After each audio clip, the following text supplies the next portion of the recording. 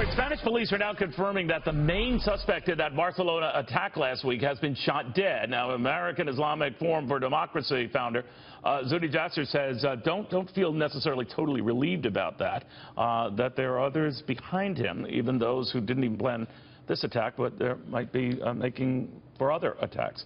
Zuhdi, good to have you. Thanks for coming. Thank you. Thanks, Neil. It's good to be with you. This would be a relief, obviously, to many in the area. There are others convinced that people have ideas, and this same rather crude but effective way of terrorizing people will be the continuing sort of ISIS, approach. What do you think?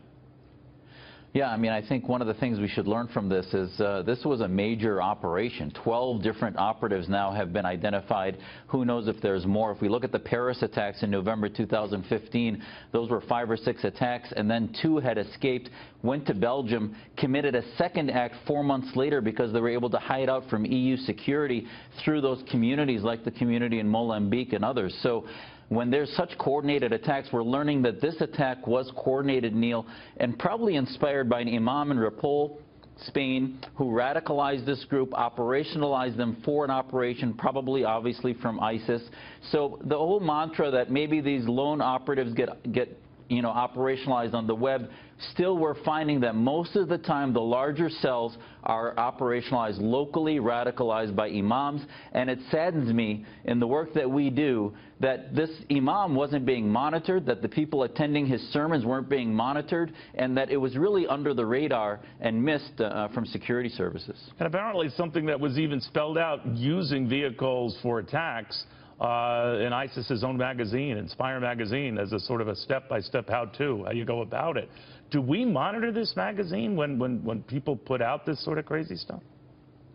Well, it's on the radar to find the sophisticated graphic that gets put out by Inspire.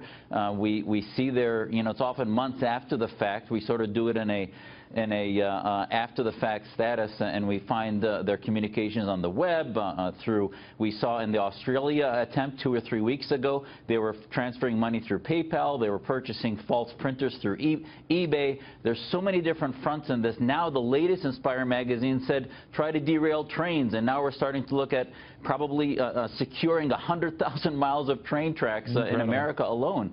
So there's so many different fronts. We have to no longer focus just on the violent extremism, but on the precursor ideologies, because once they get behind the vehicle, once they get on a train, it's often too late. We have to monitor the ideologues rather than simply the behavior. All right, Zuhdi, thank you very much. Zuhdi Jasser.